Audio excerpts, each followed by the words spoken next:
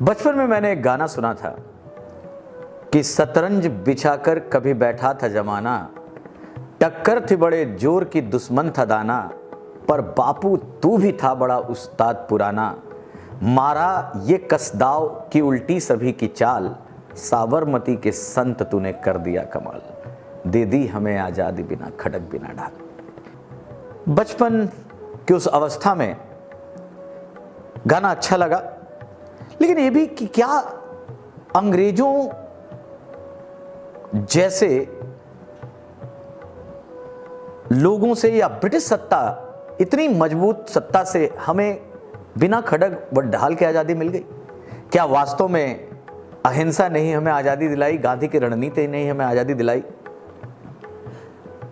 युवा अवस्था में लगने लगा कि नहीं, भगत सिंह, और वो होना भी चाहिए, एक जोश, एक जुनून जब ब्लड के साथ संचालित होता है तो उसमें ये बात समझ में आई। झुकाओ भगत सिंह, सुभाष चंद्र बोस, बहुत अच्छे वाक्य लगने लगे। तुम मुझे खून दो, मैं तुम्हें आज़ादी दूंगा, इनकलाब जिंदाबाद। इन सभी समुच्चय से गुजरता गया और आज जब मैं एक ठहराव के उसमें देखता हूं तो एक चीज तो बड़ी स्पष्ट हो जाती है कि हमारी आज़ादी कई रंगों का मिश्रण है, जिसमें भगत भी हैं, जिसमें सुभाष भी हैं, जिसमें गांधी जी भी हैं, जिसमें वामपंथ है, मजदूर हैं, आदिवासी हैं, श्रमिक हैं, समाजवादी हैं। एक बहुत बड़ा कैनवस है हमारी आज़ादी की लड़ाई का। लेकिन इसमें गांधी कहां है और वो खड़क बिना ढाल कहां है? शुरू में वो बहुत आलोचक था और समझ में नहीं आता था कि ये व्यक्ति जो कहा करता है कि कोई एक गाल पे थप्पड़ मारो तो दूसरा गाल भी दे दो, बड़ा बुरा लगता था कि भाई क्यों दे हम गाल, अगर वो मारेगा हम भी मारेंगे।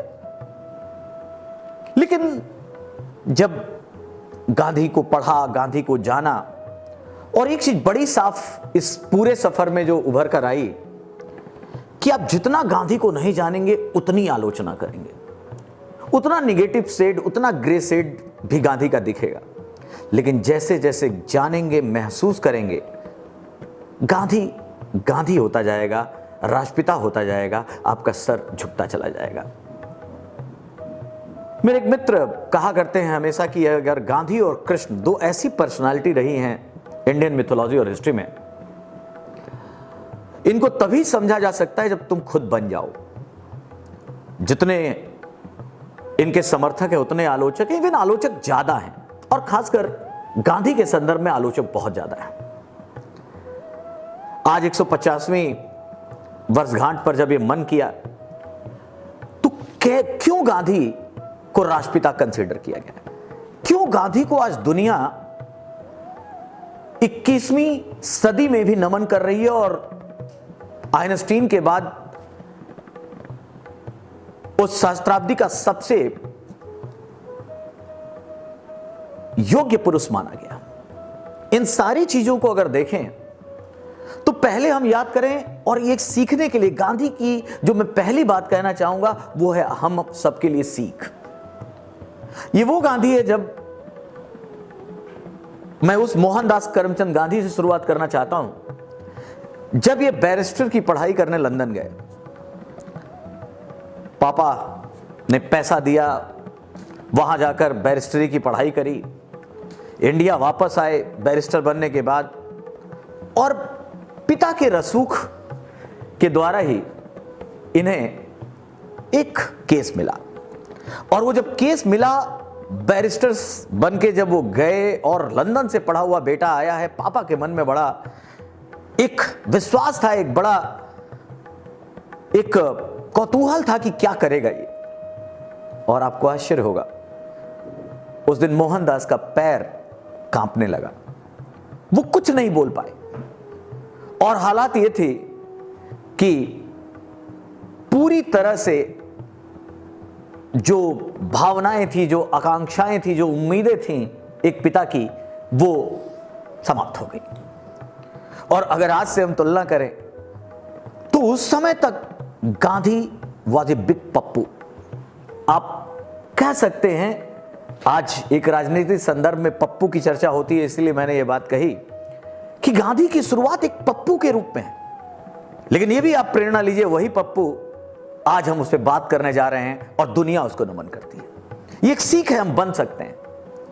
जब यही व्यक्ति 1893 में दक्षिण अफ्रीका जाता है और दक्षिण अफ्रीका के बाद जो रिफॉर्म होता है उस मोहनदास का, और आपको याद होगा वो रिफॉर्म एक ऐसी घटना से होता है जब उसे एक ट्रेन के फर्स्ट क्लास कोच से इसलिए उठाकर बाहर फेंक दिया जाता है क्योंकि व्हाइट ओनली का बोर्ड वहां लगा था, उस कोच में केवल श्वेत लोग जा सकते थे। जी हां, पीटर मैरिजबर्ग की यह घटना वो एहसास दिलाती है और मोहनदास के उस आत्मा को कचोटती है, और वहीं से एक ट्रांसफॉर्मेशन युग शुरू होता है मोहनदास की जिंदगी में। ये वो सीख है जो हम सब, मैं, आप सब ले सकते हैं कि कभी भी सीखने का अंत नहीं होता, और जुनून, और अगर हम समर्पित हो जाएं और किसी चीज के पीछे लग जाएं पूरे जद्दोजहद के साथ, पूरी उम्मीदों के साथ, पूरे समर्पण के साथ, तो हम प्राप्त कर सकते हैं। और वो जो उठाकर उस व्यक्ति को फेंका गया, उसे लगा ऐसा क्यों हो रहा है, एक मानव के रूप में जब हम सब समान हैं तो आखिर ये व्हाइट्स ओनली क्यों। लुई फिशर एक जगह लिखते हैं कि यदि अंग्रेजों को पता होता कि ये व्यक्ति आने वाले समय में उन्हें उठाकर भारत से बाहर फेंक देगा, तो संभवतः उन्होंने कभी ट्रेन से उसे बाहर नहीं फेंका होता। इस बात को समझिए। उस दिन से और उसी के बाद गांधी के दक्षिण अफ्रीकी प्रवास में ऐसे कई प्रयोग होते हैं, ऐसे कई एपिसोड होते हैं जो एक नेतृत्वकर्ता के रूप में उभार होता है। 1906 में पहला सत्याग्रह, और उसके बाद धीरे धीरे जब वो व्यक्ति इंडिया फिर वापस आता है, जब वो व्यक्ति भारत वापस आता है 1915 में, 1915 में वापस आने के बाद पहले 2 साल सारे कार्यक्रम, सारे आंदोलन, सारे संगठनों से दूर, वो एनालाइज करता है भारत को, भारतीयता को, भारतीय मनोदशा को, और फिर एक चंपारण के स्थानीय मुद्दे पे नील कृषकों के, वो भारतीय राजनीति में प्रवेश करता है एक नेता के रूप में। अब यहां से वो ट्रांसफॉर्मेशन है, और कुछ ही दिनों में मोहनदास करमचंद गांधी जो अब था वो धीरे धीरे महात्मा गांधी हो जाएगा। और ये जो ट्रांसफॉर्मेशन है फ्रॉम मोहनदास टू महात्मा, इसने जादू की तरह काम किया। और यही वो ट्रांसफॉर्मेशन है, यही वो रूपांतरण है जब लोगों का जुड़ाव गांधी के नेतृत्व की ओर, गांधी के आइडियोलॉजी की ओर, गांधी के मार्गदर्शन की ओर होने लगा। तो आखिर इस मोहनदास से महात्मा की छवि जो बनी, क्यों बनी, कैसे बनी, साथ ही साथ एक और शुरुआत, जैसे मैंने कहा कि मुझे लगता था कि भगत सिंह मेरे ज्यादा बड़े नायक हैं, उसी तरह और बाद में मैच्योरिटी में मुझे लगा कि नहीं, गांधी सब महान है और सबको साथ लेकर हमें पढ़ना होगा राष्ट्रीय संघर्ष के हीरो के रूप में। लेकिन इसी तरह जब मैं दूसरा गांधी की एक बात सुनता था, गांधी के विचार पढ़ता था, तो एक शब्द ने जो मुझे बड़ा बेचैन किया वो ये था कि कोई एक गाल पे थप्पड़ मारो तो तुम दूसरा गाल सामने कर दो, एक गाल पे थप्पड़ मारो तो दूसरा गाल सामने कर दो।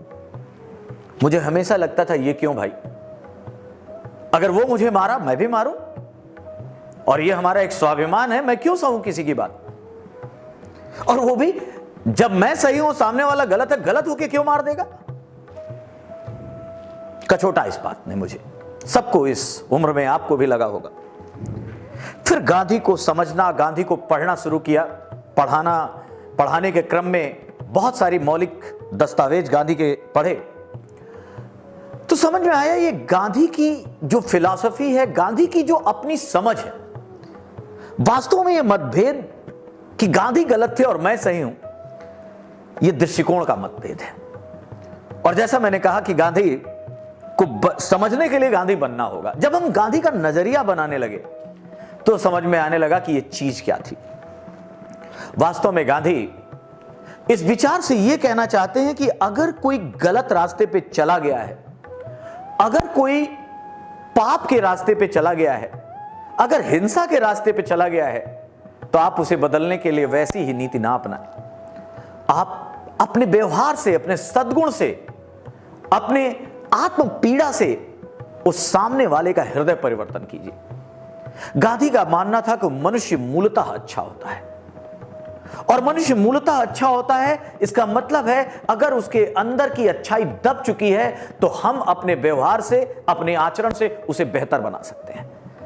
और यही हृदय परिवर्तन, इस संकल्पना को गांधी ने बहुत स्थायी परिवर्तन के लिए आवश्यक माना। और उन्होंने कहा कि अगर कोई हिंसा करता है, आपको चोट पहुंचाता है, आखिर कब तक पहुंचाएगा? उसे एहसास होगा, अगर वो मनुष्य है, अगर उसमें मानवीयता है, तो उसे एहसास होगा कि वो गलत कर रहा है। और फिर अगर वो सही रास्ते पर आया तो हमेशा के लिए एक मनुष्यत्व, हमेशा के लिए मानवीय गरिमा से जुड़ा एक व्यक्ति आपको प्राप्त होगा।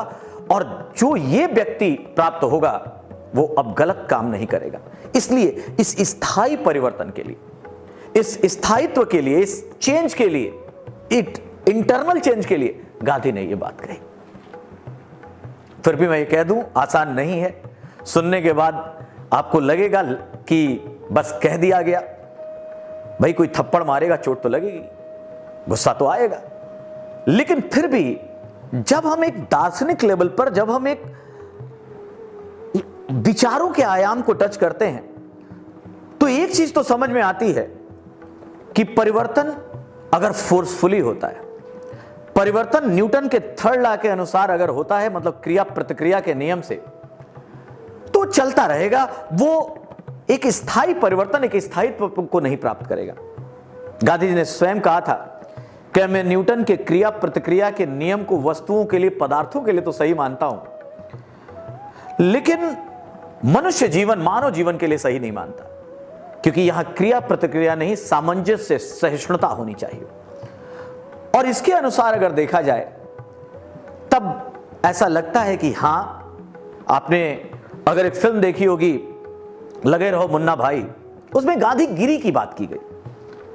अब आप अगर उससे कोरिलेट करें कि एक बिल्डर किसी व्यक्ति को लगातार परेशान करता है, मारता है, यहां तक कि पूरी हत्या की साजिश रच देता है, लेकिन फिर भी पीड़ित व्यक्ति उसे बार बार बूके, फूल माला पहुंचाकर उसे हमेशा कहता है कि आप खुश रहे। परिवर्तन आया, वो फिल्म है, आपको लगता होगा फिल्म में हो गया, ऐसा हो नहीं सकता, पर यही मनुष्य है। मनुष्य एक इन सभी जीवचर में सबसे अलग है। उसमें भावनाएं हैं, उसमें विचार हैं, उसमें बुद्धि है, और इन सबको लेकर एक लॉन्ग रन में यह बात सही में स्पष्ट हो जाती है कि अगर सही मार्ग पे लाना है तो हम अपने व्यवहार से किसी को ला सकते हैं। और गांधी का यह विचार वहां तक जाता है। ये शुरुआती, ये थोड़ा दर्शन की बात हो गई, क्योंकि इस बात में मुझे सबसे ज्यादा कचोटा और आपको भी परेशान किया होगा कि हम गाल पे थप्पड़, इसका मतलब क्या गांधी हमें कायर बना रहे हैं? याद रखना है, गांधी कायर नहीं बना रहे, गांधी तो और साहसी बना रहे। अगर आप किसी को थप्पड़ मारे, बच्चा भी रिप्लाई करने की कोशिश करता है। रिएक्शन तो सबसे आसान काम है। रिएक्ट करना तो एक स्पॉन्टेनियस प्रक्रिया है, लेकिन उसे सहना, उसे बर्दाश्त करना, यह मानवीयता है, यह मानवीय गुण है। क्योंकि जिस तरह से गांधी बदलाव चाहते हैं, उस प्रक्रिया में यह चीज बहुत बहुत महत्वपूर्ण हो जाती है। अब अगर हम गांधी के आज 150वीं वर्षगांठ पे उनको समझने का प्रयास करें, अब इसलिए सामान्य दृष्टिकोण में चूंकि कई जगह गलतियां हैं गांधी में, गांधी की आलोचनाएं हैं, गलतियां मैं इसलिए कह सकता हूं कि गांधी जी ने खुद अपनी आत्मकथा माई एक्सपेरिमेंट विद ट्रुथ में लिखा है, और ऐसी ऐसी गलतियों की बात की है जिसका एक पब्लिक फोरम पे वर्णन भी नहीं किया जा सकता। तो उन्होंने गलतियां की। उन्होंने यहां तक स्वीकारा कि बचपन में अपने पिताजी की जेब से उन्होंने पैसे चुराए। उन्होंने ब्रह्मचर्य के साथ प्रयोग में लेकर ऐसी बातें की जो शायद स्वीकार्य ना हो। लेकिन इन सबसे आगे बढ़ते हुए इस व्यक्ति में वो क्या था, उस व्यक्ति में वो कौन सी बात थी कि जब वो मूवमेंट में आता है, भारतीय नेशनल मूवमेंट को, मतलब राष्ट्रीय संघर्ष को संभालता है, नेतृत्व करता है, तो द्विवेदी साहब यहां तक लिखते हैं कि चल पड़े जिधर दो डगमग में चल पड़े कोटि पग उसी ओर। इससे पहले तो इतना क्राउड, इतनी जनता बाहर नहीं निकली। आखिर करोड़ों लोग उस व्यक्ति के पीछे क्यों गए? आखिर किसी अन्य नेता में वो चुंबकत्व क्यों नहीं है? आजादी हमारे लिए बड़ा विषय थी। उनसे बड़े विद्वान, उनसे बड़े पॉपुलर, उनसे बड़े संघर्षकर्ता लोगों ने हमारे राष्ट्रीय संघर्ष को संभाला। लेकिन कुछ तो ऐसा था कि द्विवेदी जी ने गांधी के बारे में लिखा कि चल पड़े जिधर दो डगमग में। जी हां, यह चुंबकत्व क्या था? यह चुंबकत्व गांधी का यह था जिसे जनता आकर्षित होती चली गई और हर पिछले आंदोलन से जनता अगले आंदोलन में बढ़ती चली गई। अगर इन गांधी के हम विभिन्न आयामों को देखें, गांधी एक इंद्रधनुष की तरह है। उनके बहुत सारे रंग हैं, इसीलिए उनको समझना, जो लाल देखना चाहता है उसे लाल दिखेगा, जो सफेद देखना चाहता है उसे सफेद दिखेगा, जो नीला देखना चाहता है उसे नीला दिखेगा। सातों रंग गांधी वही इंद्रधनुष है। लेकिन इस इंद्रधनुष को समझने के लिए हम अगर उनके विभिन्न आयाम देखें और छोटे छोटे एग्जाम्पल लें तो शायद मैं अपनी बात कह पाऊं। सबसे पहले अगर हम उन्हें फिलोसोफर के रूप में देखें, एक दार्शनिक के रूप में देखें, तो एक ऐसा दार्शनिक है जो purity of and and means की बात करता है, साध्य और साधन दोनों की पवित्रता की बात कहता है। कार्ल मार्क्स जहां साध्य की पवित्रता की बात कहते हैं, और इसीलिए शायद वो संघर्ष और हिंसा को वरीयता दे देते हैं, क्योंकि साधन की महत्ता पर बहुत विचार नहीं दिया उन्होंने। लेकिन गांधी ने कहा कि साधन अपवित्र हुआ तो चाहे साध्य जितना भी पवित्र होगा वो कलंकित हो जाएगा। अब ये व्यक्ति अगर ऐसा कह रहा है तो ऑब्वियसली इसमें आदर्श ज्यादा होंगे। इसीलिए उनके कई विचार ऐसा लगता है कि जरूरत से ज्यादा बुकिस है, जरूरत से ज्यादा आदर्शात्मक किताबी है। लेकिन गांधी ने वो सब कुछ अपने जीवन में करके दिखा दिया। एक फिलोसोफर के रूप में एक वो बात कहते हैं कि भाई राज्य नहीं होना चाहिए, राज्य होगा तो हिंसा होगी, मतलब अराजकतावाद की बात करते हैं। लेकिन फिर आदर्श राज्य की बात करते हुए वो राम राज्य की बात करते हैं और साफ कहते हैं कि मेरा राम राज्य दशरथ के पुत्र राम का राज्य नहीं है, एक ऐसा राज्य जहां पड़ोसी पड़ोसी का रक्षक हो, एक ऐसा राज्य जहां स्वयंसेविता की भावना, अनुशासन और आत्मनियंत्रण सब में हो जाए। तो ऐसे राज्य में किसी की आवश्यकता नहीं होगी, किसी बाहरी फोर्स की आवश्यकता नहीं होगी और कानून की आवश्यकता नहीं होगी। और यह बात कह के वो ये हमेशा कहते हैं कि राज्य के आदेश बाहरी अत्याचारी हो सकते हैं, लेकिन अंतरात्मा की आवाज पवित्र होती है, सकारात्मक होती है और नैतिक होती है। इसलिए अंतरात्मा की आवाज। तो ये फिलॉसफिकल जो उनका व्यू है, अगर हम उस नजरिए से देखें तो लगेगा ये क्या बात कह रहे हैं कि राज्य नहीं होना चाहिए। लेकिन अगर ऐसी अवस्था आई तो सोचिए क्या आदर्श राज्य गांधी की संकल्पना का था।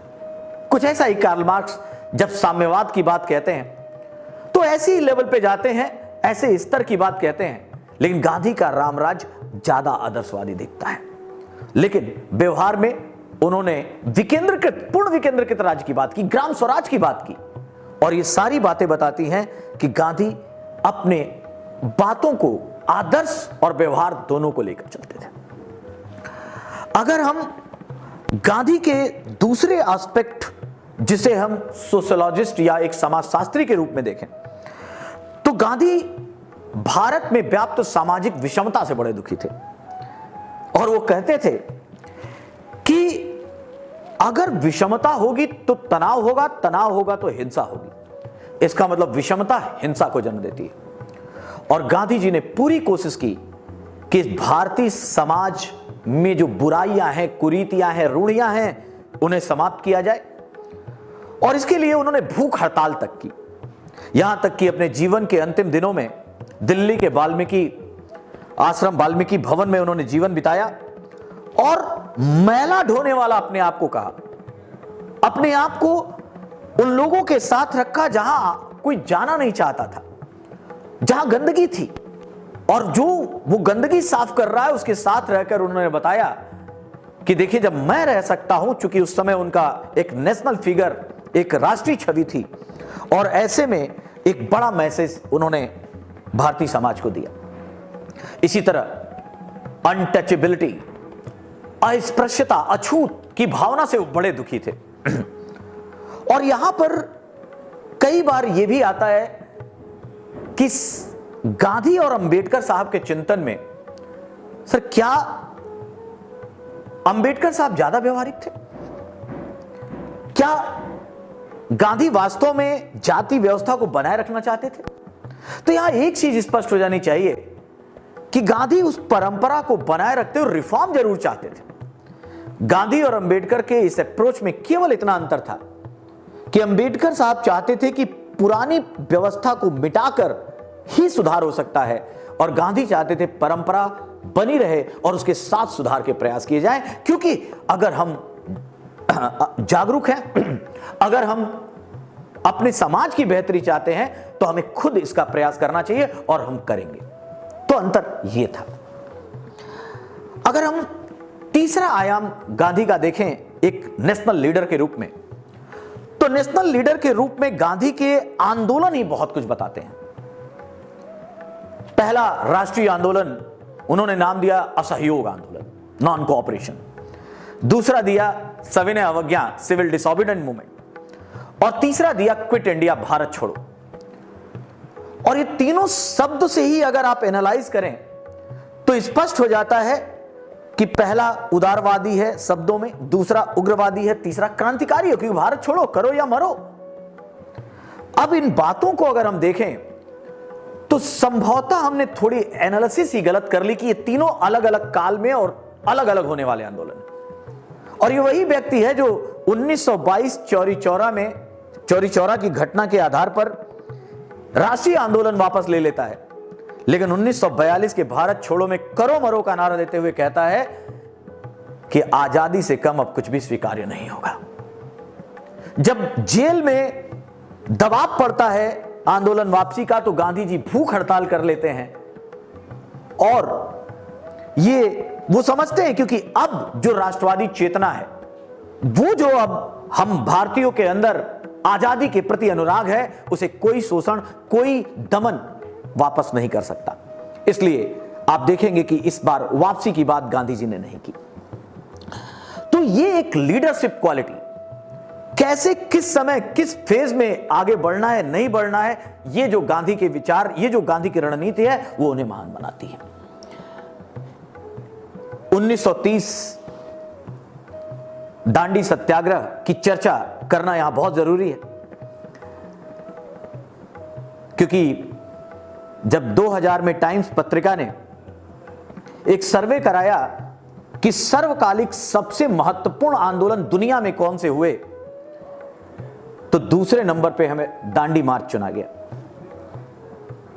इस दांडी मार्च ने किया क्या और क्यों मैं यहां चुनना चाहता हूं, तो यहां गांधी की लीडरशिप समझ में आती है। सबसे पहले तो जब सारे लोग इंतजार कर रहे थे कि गांधी, चूंकि 1929 में लाहौर अधिवेशन में पूर्ण स्वराज प्रस्ताव पारित हो चुका था, सब लोग जो केंद्रीय विषय है उसकी चर्चा करना चाह रहे थे कि आखिर गांधी जी केंद्रीय विषय क्या चुनते हैं। और गांधी जी ने सबको अचंभित करते हुए नाफरमानी के हेतु नमक को चुना और नमक सत्याग्रह कहलाया। जब नमक सत्याग्रह कहलाया और गांधी जी ने दांडी मार्च की बात कही, तो यहां पर एक पहला शब्द यह आया, अंग्रेजों को लगा कि क्या भाई ये नमक का विषय, वो एकदम दुविधा में पड़ गए अंग्रेज। और उनका आकलन यह था कि यह बेकार का विषय है, गांधी खुद अपनी महत्ता खो देगा। जबकि गांधी जी ने इस विषय पर एक पहला प्रयास यह किया, वो बताने का प्रयास कर रहे थे कि देखो अगर वो दमन करते हैं तो एक आवश्यक उपभोग की वस्तु के प्रति भी वो कितने अमानवीय हैं। दूसरा, इस नमक से गांधी की भारतीयता की समझ उभरती है। उनके लिए, अंग्रेजों के लिए, वेस्टर्न के लिए नमक का मतलब स्वाद और इकोनॉमी है, लेकिन भारत में नमक परंपरा, रीति रिवाज, हमारे विश्वास से जुड़ा हुआ विषय है। और इस भारतीयता की समझ ने नमक के विषय पर समाज, अर्थ और राजनीति तीनों को जोड़ दिया, और इसीलिए अंग्रेजों का आकलन यहां फेल हो गया। तो नमक का चयन करके गांधी ने बताया कि नेतृत्वकर्ता किस तरह ऐसी रणनीति बनाता है कि सामने वाला दुविधा में पड़ जाए। और इसीलिए संभवतः जब नमक सत्याग्रह चला और पूरे देश में 388 किलोमीटर साबरमती से दांडी तक की यात्रा करने वाला वो 61 वर्ष का वृद्ध जब यात्रा करता है तो पूरे देश में और विदेशों में भी चर्चा होती है, आज क्या होगा, आज क्या होगा। और वो 25 दिन 12 मार्च से 6 अप्रैल 1930 की ये यात्रा में पूरी दुनिया में एक विमर्श था कि क्या हो रहा है भारत में। और कहा जाता है इस अप्रोच ने भारत के लोगों के मन से हमेशा के लिए अंग्रेजों की दमन का भय समाप्त कर दिया।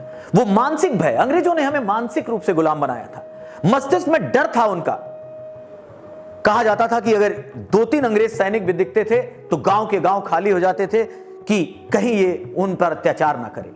लेकिन सविनय अवज्ञा के बाद खुद एक अंग्रेज सेनापति लिखता है कि अब हम बड़ी रेजिमेंट लेकर भी गुजरते हैं तो गांव का सबसे बूढ़ा व्यक्ति भी पालथी मारकर बैठ जाता है। मतलब मस्तिष्क से पूरी तरह भय समाप्त हो गया और गांधी के संघर्ष की बहुत बड़ी जीत है। और साथ ही साथ अंग्रेज सारे लोग तैयार थे कि इस दिन, अगले दिन गांधी पेपर में क्या लाएगा, इन पेपर में, यंग इंडिया में क्या छपेगा, क्या रणनीति बताएंगे। लेकिन गांधी ने उस दिन अपने पेपर में लिखा मूंगफली का महत्व और बकरी के दूध का महत्व। सब लोग की दुनिया जो है और खासकर भारत के लोग रणनीति की बात कर रहे हैं और ये बकरी के दूध के महत्व पे आर्टिकल लिख रहे हैं। यही रहस्यात्मकता है और यही जो गांधी को अंग्रेज ना समझ पाए, उन्होंने सोचा इस विषय पे चलने देते हैं और पूरे भारत में जो सविनय अवज्ञा शुरू हुआ वो विश्व के प्रभावी आंदोलनों में शामिल हो गए। तो यह रणनीतिकार के रूप में गांधी को सिद्ध करता है। इसके साथ ही साथ चूंकि भूमिका बड़ी है और ऐसे ही राष्ट्रपिता सुभाष बाबू ने नहीं कहा, क्योंकि वो समझते हैं मतभेदों के बावजूद वो जानते हैं कि भारत की आजादी के लिए जो एक्सेप्टेंस है, जो व्यवहार है, जो रणनीति है गांधी की, वो कितनी कारगर है। अगला आयाम अगर हम एक इन्वायरमेंटलिस्ट के रूप में देखें, एक पर्यावरणविद के रूप में देखें, तो गांधी जी कहा करते थे कि प्रकृति में सभी मनुष्यों की आवश्यकता पूरी करने का सामर्थ्य है, लेकिन वह किसी एक व्यक्ति का लालच पूरा नहीं कर सकती। और ये सच दिखता है, क्योंकि ये लालच, जिसे हम आज अपनी भाषा में कह सकते हैं ये दिल मांगे मोर, लालच का सबसे एक निश्चित सूत्र यही है, ये दिल मांगे मोर। हमारी इच्छाएं, हमारी इच्छाओं पर नियंत्रण नहीं है। और जब हम अपने लिए और करते जाएंगे, तब तक हम पूरे समाज की नहीं सोच सकते। समाज की नहीं सोच सकते तो ऑब्वियसली वो समाज कमजोर होता है, वो राष्ट्र कमजोर होता है, और यही लालच हमें प्राकृतिक शोषण की ओर ले जाता है। आज जिस सस्टेनेबल डेवलपमेंट, आज जिस सतत विकास की हम बात कर रहे हैं, हमारे वेदों में तेन तक तेन भुंजिता कहकर पहले कहा गया। गांधी जी हमेशा पर्यावरण के साथ जीवन शैली को अपनाने की बात कह गए।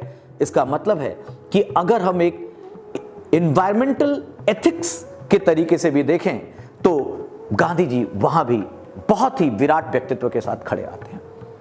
इसी तरह जिंदगी के जितने भी आयाम हैं मानव जीवन के, वो सामाजिक आयाम हो, राजनैतिक आयाम हो, मनोवैज्ञानिक आयाम हो, वो सांस्कृतिक आयाम हो, ऐतिहासिक आयाम हो, सभी जगह पर गांधी अपने आप को स्थापित करते हुए दिखते हैं। और इसीलिए संभवतः आइंस्टीन ने कहा था कि आने वाले पीढ़ियां संभवतः यह विश्वास नहीं करेंगी कि हाड़ मांस से उत्पन्न ऐसा व्यक्ति भी हुआ था। तो गांधी के बारे में यह कहना जेन्युइन है, यह सही दिखता है क्योंकि जब हम जानेंगे नहीं और केवल इनको पढ़ेंगे, केवल किसी से सुनेंगे, तो हमेशा लगेगा नहीं नहीं ये नहीं था, इसमें आलोचनात्मक पक्ष ज्यादा उनके उभरेंगे। लेकिन जैसे जैसे उस समय की परिस्थितियों के अनुसार उनको जोड़ेंगे, जैसे जैसे उनकी बातों को, उनके विचारों को गहराई से समझेंगे, उनके डायलॉग जो कॉन्टेम्परेरी उनके काउंटर पार्ट से उनके साथ सुनेंगे, तो हमारी समझ और विकसित होती जाएगी। और इसीलिए गांधी की प्रासंगिकता बढ़ती जा रही है। गांधी 20वीं सदी में जितने प्रासंगिक नहीं थे, वास्तव में 21वीं सदी में हो चले हैं और 22वीं सदी में और होंगे, क्योंकि जैसे जैसे साइंस, जैसे जैसे आर्टिफिशियलिटी, जैसे जैसे आर्टिफिशियल इंटेलिजेंस बढ़ता जाएगा, मानवीयता, भावनाएं कम होंगी, वैसे वैसे गांधी और प्रासंगिक होते जाएंगे। मैं ये कहूंगा कि हम एक एक छोटी छोटी बातों से गांधी को नमन कर सकते हैं। उन्होंने कहा, मैं ये कह सकता हूं कि क्या हम रोज अपने आप को एक एहसास,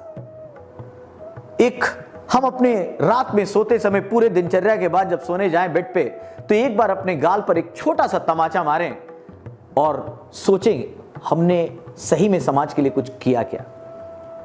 क्या हमने सिंगल यूज प्लास्टिक पर बैन के लिए कुछ किया? और आपको कानून नहीं बनाना है, एक नागरिक के रूप में केवल आप उस प्लास्टिक के यूज से दूर हो जाइए। क्या हमने जल संरक्षण के लिए किया क्या? क्या हमने बिजली जो पावर है उसका मिसयूज होने से रोका क्या? छोटी छोटी बातें अगर रोज हम सोचने लगें, और इसके लिए बहुत सिंपल है, गांधी बाबा को याद करते हुए कि सोने से पहले एक छोटा सा तमाचा अपने गाल पे मारें और सोचें कि क्या हमने राष्ट्र में, राष्ट्र के विकास के लिए, समाज के विकास के लिए, दुनिया के विकास के लिए और सस्टेनेबल डेवलपमेंट के लिए हमने क्या किया। और अगर ये हमारी एक प्रक्रिया बन गई, अगर ये हमारी दिनचर्या में शामिल हो गया, निसंदेह हम एक बेहतर इंसान बनेंगे और ये सबसे बेहतर नमन होगा राष्ट्रपिता को,